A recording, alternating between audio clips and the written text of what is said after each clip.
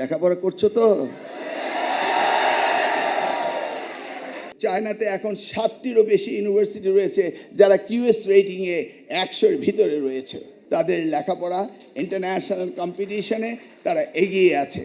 আমাদের যে ছাত্রছাত্রীরা প্রায় 16,000 এখন চায়নায় রয়েছে, তারা সেখানে গিয়ে যে লেখাপড়া শিখছে এটা অত্যন্ত বাস্তবমুখী এবং কর্মমুখী শিক্ষা তারা শিখছে। আমরা চাই তোমরা আগামী দিনের ভবিষ্যৎ, তোমরা নিজেকে সেইভাবে প্রস্তুতি নেবে আগামী বাংলাদেশ পরিচালনা করার জন্য।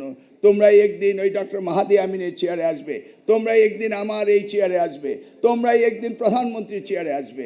তোমরা যেন আগামী দিনের বাংলাদেশের নেতৃত্ব সঠিকভাবে দিতে পারো, সেই প্রস্তুতি আমাদেরকে নিতে হবে। আর তোমাদের ভবিষ্যৎ আমরা আগামী দিনে সুন্দর কামনা করব। পরিশেষে আমার সেই ডায়লগটি, লেখাপড়া করছো তো?